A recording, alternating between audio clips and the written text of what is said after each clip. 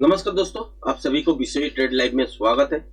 आज के वीडियो में बात करेंगे निफ्टी और बैंक निफ्टी के बारे में और कल के लिए क्या इंट्राडे ट्रेडिंग सेटअप बन सकते हैं, इसका ही चर्चा करेंगे। तो कल आपके साथ शेयर किए थे, आज बेटर मूव आप देखने वाले हो, मगर ऐसा मूव होगा ये नहीं सोचा था। पहला जो 15-20 मिनट था उसमें ही जितना मूवमेंट आया, उसके बाद आहिस्ता आहिस्ता करके पूरा दिन मार्केट ने क्या किया, एक नॉइस क्रिएट किए और ट्रेडिंग का मौका नहीं मिला। बैंक निफ्टी में मिला था, इस जोन के अंदर मिला था, एक स्कैल्पिंग ट्रेड बना, बहुत बढ़िया बना। उसके बाद अगर देखें तो इस जोन के अंदर कोई भी ट्रेडिंग सेटअप निफ्टी में हम लोगों को नहीं बना। और इसकी हिसाब से क्या देखते हैं कि मार्केट नीचे के तरफ जाने का कोशिश तो कर रहा है, मगर पंप एंड डंप जिसको बोलते हैं वही एक्चुअल यहाँ पे हो रहा है। तो ये जो लो बना हुआ है, ये लो नहीं टूटे हैं आज, बहुत बड़ा गैप डाउन था।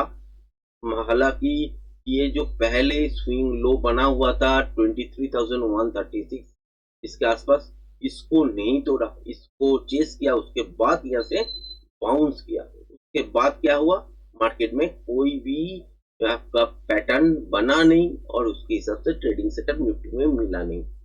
बैंक निफ्टी में थोड़ा सा इससे ऊपर इस जोन को देखने के बाद एक स्कैल्पिंग ट्रेड बनता था, वही किए, मगर क्वांटिटी बहुत ही छोटा था आज के दिन, क्योंकि ट्रेडिंग सेटअप नहीं बन रहा था और नॉइज बहुत ज्यादा मार्केट में था, इसीलिए। तो कल के लिए क्या ट्रेडिंग सेटअप बनेगा, कल के लिए ये जोन ख्याल रखिएगा जो कि है निफ्टी के लिए 23,277 और नीचे आपका देखे तो 23,214-15 इसके आसपास। तो इस जोन के अंदर जब तक रहेगा, बाजार क्या करेगा, डांस करेगा और यहाँ पे आपका नॉइस क्रिएट होगा। अगर स्कैल्पिंग कोई जान करना चाहते हैं, उसको पता है कैसे स्कैल्पिंग करना होना चाहिए, तो इसके आसपास अगर देखते हैं कि गैप अप के साथ खोला, मगर 23,277-80 इसको क्रॉस नहीं किया, यहाँ से रिवर्सल साइन मिल गया तो स्कैल्पिंग ट्रेड मिल सकता है इस जोन के आसपास तक। ठीक है, अगर नीचे की तरफ खुला मगर ये जोन जो कि है 23,215 इसको नहीं तोड़ा, तो रिवर्सल साइन अगर मिलते हैं तो यहाँ से बाइंग हो सकते हैं। इस जोन टारगेट रहेगा, इसके अंदर ऐसे ही होता है। अगर फ्रेश लॉन्ग या फ्रेश शॉर्ट एक्टिवेट कहाँ पे होगा, इस जोन को ब्रेक करने पर या इस जोन को ब्रेक करने पर।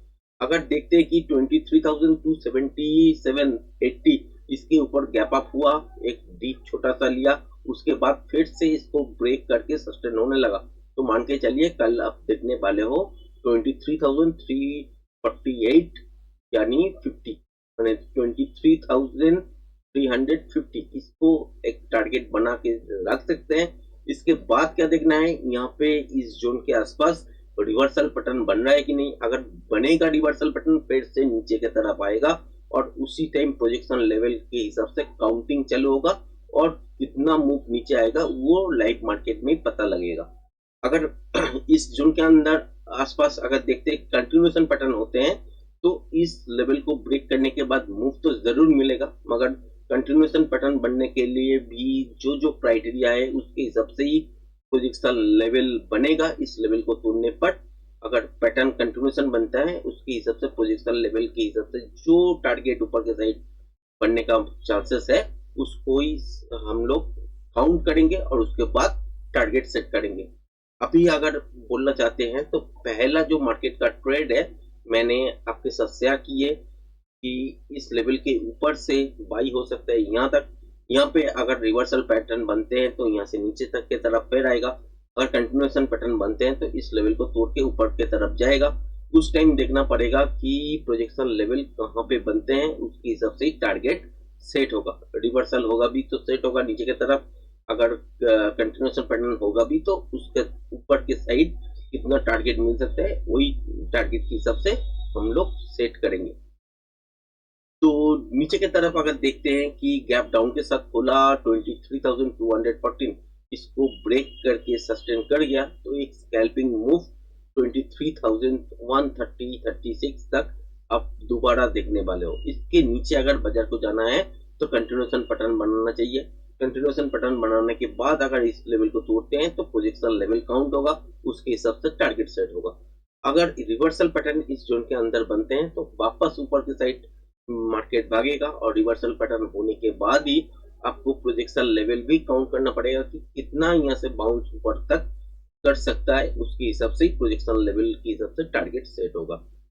बैंक निफ्टी में भी अगर देखें तो कल के लिए क्या हो सकता है, अगर मॉर्निंग में बाजार खोलते हैं इस लेवल के ऊपर, जैसे कि 51,660 इसके ऊपर खोलते हैं और चलने लगते हैं तो 51,800 यहाँ तक एक टारगेट स्कैल्पिंग जोन बन सकता है।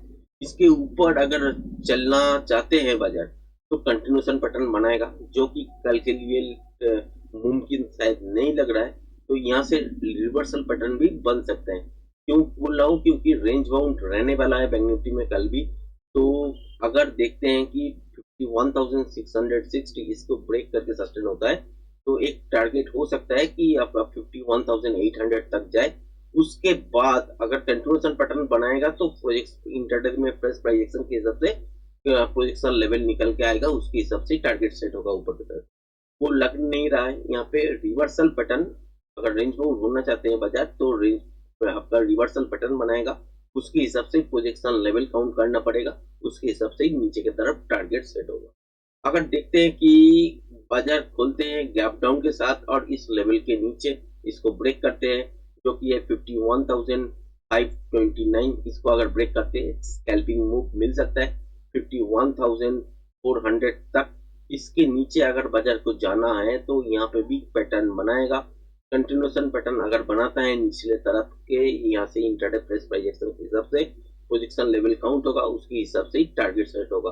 अगर स्विंग लो का बात बोले तो इस लेवल को अगर देखे तो 51,400 इसको अगर ब्रेक करते हैं तो यहाँ तक हो सकता है 51,241 इसके आसपास टारगेट बन सकता है। मगर इसके लिए भी आपको कंटिन्यूएशन पैटर्न यहाँ पे होना चाहिए। कंटिन्यूएशन पैटर्न होगा तो यहाँ तक टारगेट मिल सकता है, इसके आसपास जोन पे मिल सकता है, क्योंकि इस लेवल को अगर ब्रेक करते हैं उसके हिसाब से पोजीशन लेवल काउंट करेगा, उसके हिसाब से ही टारगेट नीचे की तरफ सेट होगा। ये हो सकता है कि और 20 पॉइंट 30 पॉइंट नीचे हो और 20 पॉइंट 30 पॉइंट ऊपर हो, क्योंकि पोजीशन लेवल जब निकल के आएगा तब भी एक्चुअल जो टारगेट है वो बनेगा। अगर देखते हैं कि इस जोन के आसपास रिवर्सल पैटर्न बन गया तो मान के चलिए यहाँ पे भी मार्केट यहाँ से घूम जाएगा वापस ऊपर की तरफ, और उसी टाइम आपको रिवर्सल पैटर्न का जो प्रोजेक्शन लेवल है उसके हिसाब से काउंट करना पड़ेगा और उसके हिसाब से ऊपर की तरफ कितना जा सकते हैं उसका टारगेट निकल के आएगा इंट्राडे प्रोजेक्शन देखने के बाद ही।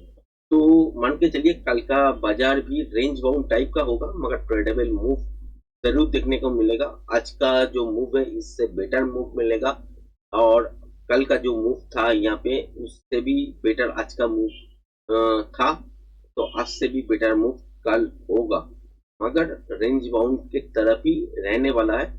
तो क्लियर अगर देखिए तो इस लेवल को अगर ब्रेक करते हैं तो ऊपर तक एक स्कैल्पिंग मॉर्निंग में बन सकता है। अगर क्लियर आपको इस लेवल को जोन को ब्रेक करने को देखे तो स्कैल्पिंग एक मूव यहाँ तक बन सकता है। अगर गैप डाउन के साथ खोलते हैं तो इस लेवल को अगर ब्रेक करते हैं तो नीचे की तरफ भी बन सकते हैं। उसके बाद रिवर्सल पैटर्न अगर बनता है तो वापस ऊपर की तरफ, अगर कंटिन्यूएशन पैटर्न बनते हैं तो यहाँ से नीचे की तरफ। मगर बाजार के हाथ में कितना टाइम बन रहेगा उसका भी डिस्कशन करना पड़ेगा और उसके हिसाब से ट्रेडिंग मूव को देखना पड़ेगा। उम्मीद करते हैं वीडियो पसंद आए हैं, तो पसंद आए तो चैनल को लाइक शेयर सब्सक्राइब जरूर कीजिएगा। धन्यवाद।